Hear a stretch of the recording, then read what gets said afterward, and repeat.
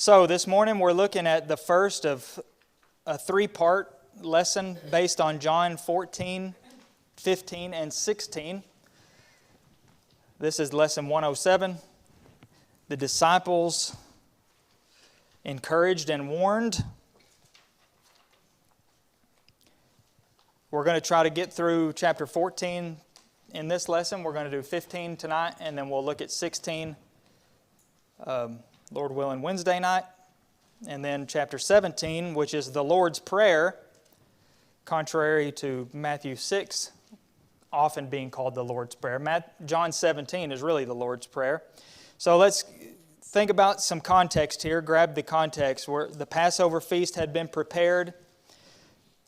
They go to the room, the upper room. Jesus washes their feet and all that went along with that. They ate the Passover feast. Jesus has announced again, or for the first time, that one of them are going to betray Him. One of them will betray Him. He at least reveals to us His awareness of who that traitor is. To us and Judas at least. It doesn't seem the others knew somehow, but Judas knew that Jesus knew. We know, because John tells us here. And Judas leaves. John tells us that Satan entered into him again. And he leaves. Jesus institutes the Lord's Supper. He tells that Peter is going to deny Him.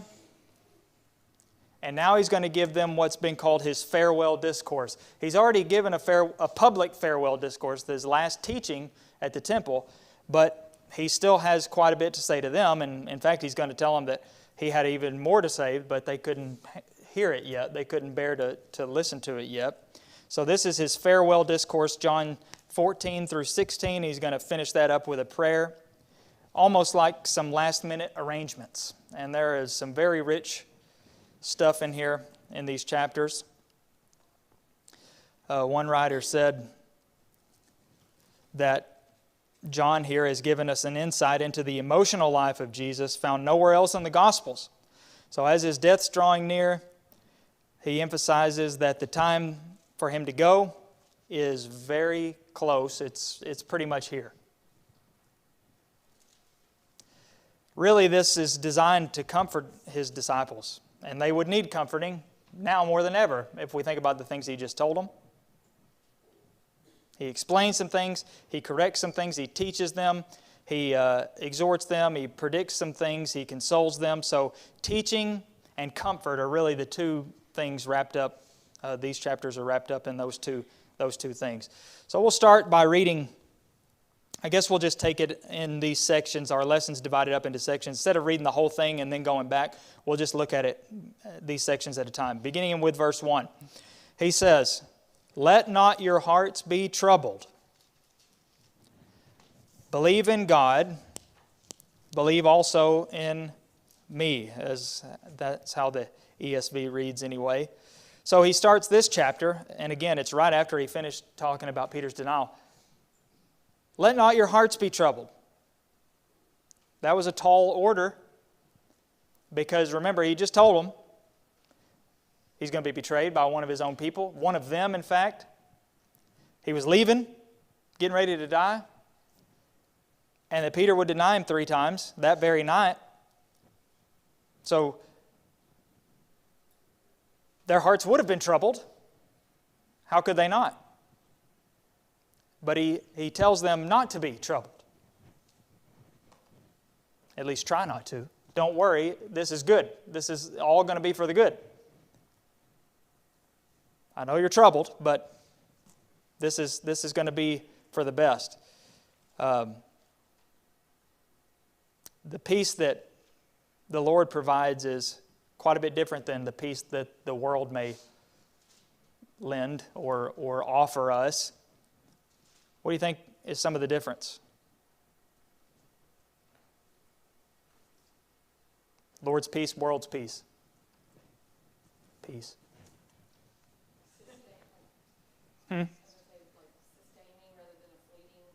Okay, sustaining, lasts, actually carries some weight to it. world's peace is fleeting. Really, not just peace, the world's anything is fleeting. Happiness, if we can even call it happiness, what the world provides, it's fleeting. It won't last ultimately. It could last somebody's entire life, but that'll be the end of it. So in the big picture, still fleeting. But the peace that the Lord provides is true peace. We'll see more on that later on in this chapter when he brings that exact word up. The next part of that verse is going to vary by translation because it could be in one of two moods, and it changes it completely. It could be in the indicative mood, which is when you say a statement, this is a matter of fact, or it could be imperative, which is a command. If you notice, the ESV is in command both times, imperative. Believe in God, believe in me. That's telling them something to do. Whereas it could be translated, you believe in God, you also believe in me. That's a statement of fact. You do this. Or it could be both. You believe in God, so believe also in me. I think that may be the more common reading, if I remember right. You believe in God, so believe also in me. So it's got both of them. So it's basically up to the translators to decide which one it should be. And I guess one guess is as good as another, but it seems more natural to me. Maybe it's just because of the reading I've heard the most that you believe in God, so believe in me also. Trust me. Have a trusting faith. It's better than having a troubled heart. Trusting faith is much better than a troubled heart. So they were not going to be able to comprehend and understand. So what more could Jesus say than trust, don't be troubled. You'll get it. I mean, it's all gonna come together and make sense. Now the next couple verses are pretty important because they not only reveal and explain where Jesus was going, but also one of the reasons, at least, why he was leaving. It says this, "In my Father's house are many rooms. If it were not so, I would have told you."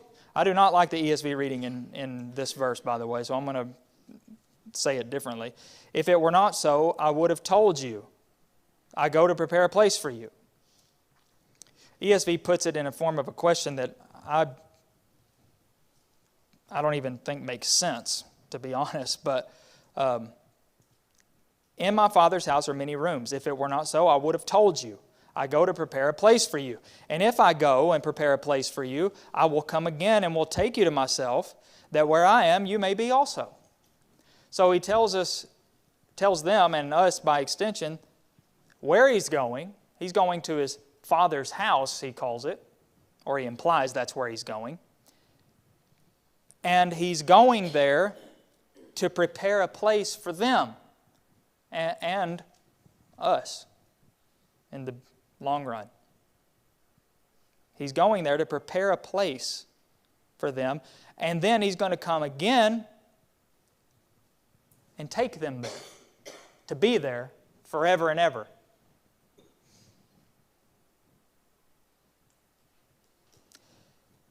So, what about this place that Jesus is preparing? Here's what he says about it. It contains many rooms, many dwelling places. The word translated rooms or dwelling places there is a word that means simply a place in which one stays. It's a dwelling place. It's not a mansion. It could be a mansion. It could also be a hut. As far as the word is concerned, it just means somewhere that you stay.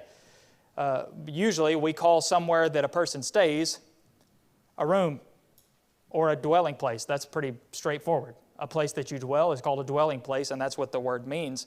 So he says the idea that what he's communicating here is not that his Father's house is full of mansions, but his Father's house has all kinds of dwelling places. And if there is a place that has all sorts of dwelling places, what does that imply?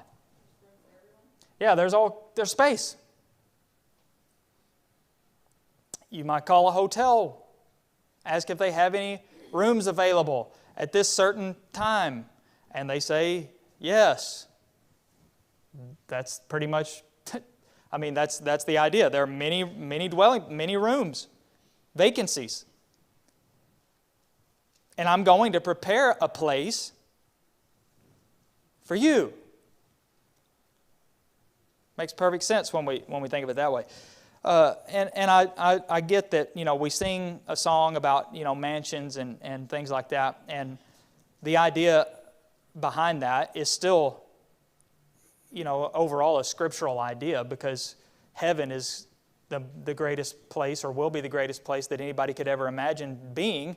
And so it's like having a mansion, but the word doesn't really mean mansions. That's based on the Latin version. The Latin word, as I understand it, where we get the word mansion, also just means a place, a dwelling place, or even a temporary resting place, which is also not what that word means in the Greek. So Jesus is going to his Father's house where there are many rooms. It's going to be sufficiently accommodated. Won't run out of space. You won't have to worry about you getting there and there being no vacancy. Secondly, he says he's personally going to go and prepare a place. Prepare this place. Magnificently made. Not just sufficient, but magnificent. And he's going to personally come and pick them up, as it were. In other words, their arrival there and their reservation there is 100% guaranteed. You don't have to worry about it. They're not going to be left behind, so to speak. They're not going to be forgotten. But Jesus will personally prepare it. He will personally come and get them, he says. I'm coming back. Clearly not a reference to his resurrection. Jesus wasn't going to prepare a place for them during those 3 days, was he? I don't think so. Wasn't a reference to anything really except his second coming. So he affirms the time when he's going to come back for them, and which is not the first time he said this. Think of all those parables where it includes that element of the master of the house going away into a far country and then coming back. That is picturing that same idea. That where I am, you may be also. I'm leaving you now. Right now, they were where he was, but pretty soon, very soon, they're not going to be where he was. But eventually they will be. Not on this place, but in a place that's even better that he's preparing in his Father's house. And he's personally going to come and pick them up. Thoughts or comments on that?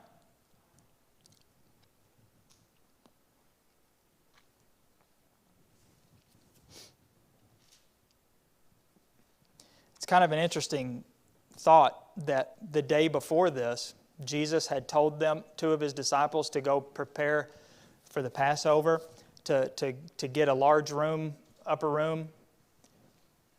They didn't know the way. They didn't know where to go, but they had to follow the owner of that house. And when they arrived there, they found that everything was prepared.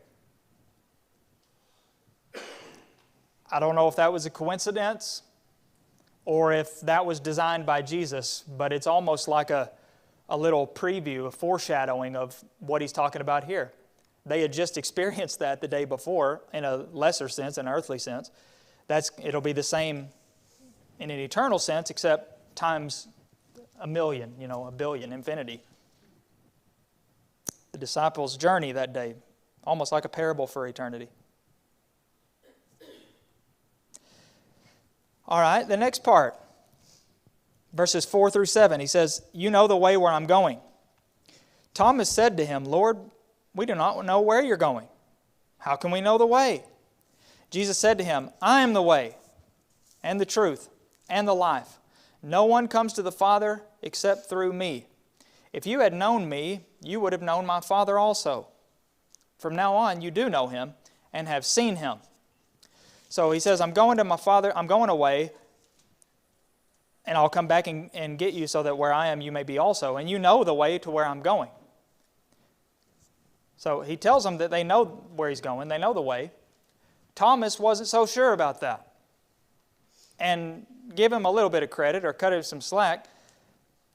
In a way, in a very limited physical sense that he was apparently restricting himself, he was right. How can you know the way somewhere that you don't know where it is? How can you know the way to get there if you don't even know where there is? Usually when you go somewhere, you probably know where you're going and you know the way to get there. You probably did that this morning. If you drove here, you knew where you were going and you knew how to get there. Anybody have to use GPS to get here this morning? Don't be afraid. Tabby did. Okay, that's the worst example possible. So she should be embarrassed. But sometimes you may know where you're going, but you don't know the way. That's where the handy-dandy, mind-blowing GPS system comes into play. But if it's impossible to know the way if you don't know where you're going. So Thomas, that's his point is, we don't even know where you're going, Lord. So how can we know how to get there if we don't even know where it is? We literally don't know where you're going. Well, Jesus tells him, I am the way. And he says, I'm the truth, and I am the life. No one comes to the Father except through me. That's the answer to that's a standalone verse usually because it's so powerful. But he's answering that question. Where is Jesus going? We already said that from verse 1 or verse 2. He's going to his Father, isn't he? He came from the Father. He's going back to the Father. So they did know where he was going, and they knew the way. They didn't realize they knew the way, but they did. Jesus is the way. And that's what he says in the second part of the verse is, no one comes to the Father except through me. I am the way to where I'm going. But what does that actually mean?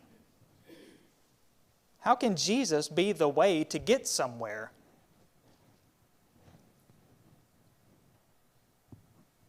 I thought the way was, like a path or something. Like what? These are the roads you're going to take. This is how you get there. Well, how can a person be the way to get somewhere? Okay, he's been teaching them, and ultimately, all of his teaching that's pretty much what it all comes down to is how to get there to the Father. What'd you say? Okay, he created the path. He is the path, and his word guides them. His teaching is effectively the way to get there. It's not literally an actual physical path that you're walking, but in a metaphorical or spiritual sense, it is a path. Just like he said, there are two paths, two ways. There's the narrow one and there's the wide one. Yeah, Wayne? How do you get in him to go through? Yeah.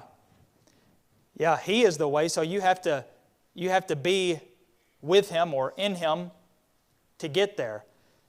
And as the teaching unfolds, we're told more specifically and directly how that comes about, how that happens, how a person does that.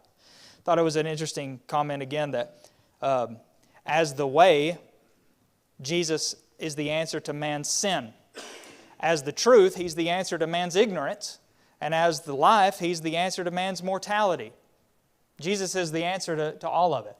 And this verse, if nowhere else, pinpoints Jesus Christ as the exclusive and only means of access to God. Not just for them, but for every single human being on earth. No matter what they believe, no matter what religion they are affiliated with, no matter anything, where they're born, if anybody wants to get to their Creator, to be reconciled to their Creator, their Heavenly Father, they have to go through Jesus.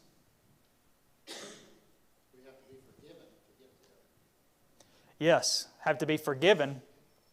And Jesus is the only way for that to happen, through the sacrifice that he was about to make. And so, if nothing else, the takeaway from that is, if I want to be reconciled to my Creator and God, the God of this universe, I have no hope if I reject Jesus. If I reject Jesus in any way, whether it's directly, whether it's, I think he's a prophet, he was a prophet, but he's not the Son of God like the Muslims do. The Quran teaches that. Jesus was a prophet, they're okay with that. But once you start saying he's the Son of God, then you've crossed the line. The Jews reject Jesus as the Messiah. They, at first, maybe were okay with accepting him as a prophet, like the Quran would later accept, but eventually they denied that, even that. He was not one of God's prophets. Or anybody that says Jesus was a fake or a phony or he didn't even exist. There's no way on earth, in heaven or on earth, to get to the Father, come to the Father, except through Jesus. No other way. And that means there's no other way except through the way that Jesus says to get to the Father. Then he tells him, it's almost a rebuke to Thomas. If you had known me, you would have known my Father also, or maybe a challenge to them. If you had known me, you would have known my Father. But from now on, you do know him and have seen him. How had they seen the Father? I thought no one had seen God at any time.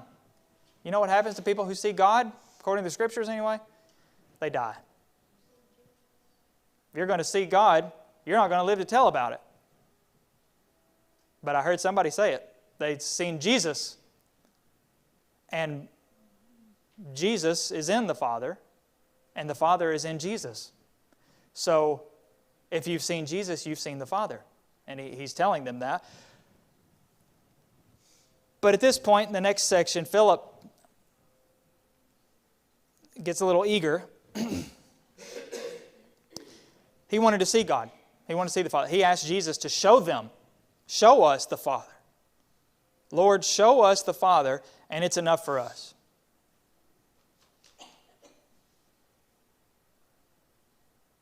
Everything so far hasn't been enough, apparently, but if you'll show us the Father, it would be.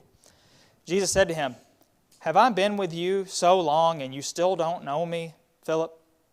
Whoever has seen me has seen the Father. How can you say, show us the Father? Do you not believe that I am in the Father and the Father is in me? The words that I say to you, I don't speak on my own authority, but the Father who dwells in me does His works in me. Believe me that I am in the Father and the Father is in me, or else believe on account of the works themselves. Now this is sort of maybe a gentle rebuke of Philip, because you know what Philip has done basically is he's probably unintentionally done the same thing that many of his enemies had done over the course of his ministry. Show us this, show us that, and we'll believe it. That's almost exactly what Philip's just said. Show us the Father, and it's enough, and we'll be satisfied. And Jesus took that as a sign, as evidence that he didn't know him. Philip didn't know him. And that's why he says, how long have I been with you? Have I been with you this long, Philip, and you still don't know me? That probably hurt a little bit. It could have hurt a lot worse. So he should have been thankful that it was as gentle as it was. But just that idea alone would have hurt Philip for the good. And then he tells, well, we already specified. Whoever has seen me has seen the Father, because we are one. So how is it, Philip, that you can say, show us the Father? He's right in front of you. Not because they're the same person, but because they're one in that other sense. In the same sense that we are to be one, as we'll see in chapter 17 in that intercessory prayer. Then we've got a showering of the word believe, at least in a short space. Instances of this word or some form of the word believe coming into play here. Do you not believe that I am in the Father, the Father is in me? The words I say, I don't speak on my own authority, but the Father who dwells in me does His works. Believe me that I am in the Father and the Father is in me, or else believe on account of the works themselves. Then verse 12, he says, whoever believes in me also will do the works I would do. So all this stuff about believing, well, notice he's almost imploring Philip to, and anybody really, to believe on some basis. It will be nice if he believed just because Jesus, says He is who He says He is. It would be nice, even better, if knowing Jesus, His personal relationship and proximity to Jesus would have led him to believe. Simple as that. No questions asked. But he says, if not that, at least believe as you reflect on the works you've seen me do, the things you've seen me do. That would be better than nothing. It be better than not believing. May not be the ideal, but at least believe on me account of the works themselves. So believe in some way, by some means, even if you have to, resort to believing because you've seen some works, which is what He, again, think about it, it's what He just requested Jesus to do, more or less, is show them something. And the apostles had been able to do miracles too. So, Yeah, they had done things, that should show them more than anything. which we would assume Philip was a part of that. So, believe, at least on account of the works themselves. If you truly believe in Jesus, you'll truly know Jesus, and if you truly know Jesus, you'll know that He and the Father are one. If you know Jesus, you'll know the Father. Think about what He says in verse 12. Truly, truly, I say to you, whoever believes in me will also do the works that I do, and greater works than these will he do, because I'm going to the Father. Whoever believes in me will do greater works than the works I do? What greater works was he talking about? Did the apostles ever do, as far as from a quality standpoint, greater works than Jesus? I mean, Jesus had raised people from the dead. 3 people that we know about, that we're told about in those 3.5 years. I would consider that the maximum miracle. Wouldn't you? I mean, what more could you do unless you're going to, do something to the planet, the whole planet, or which God has done before. But as far as just with human to human interactions, raising somebody from the dead is pretty much the maximum that a person could do. So how could you trump that? How could anybody do greater works? But He doesn't say you will. He says whoever believes on me will do that.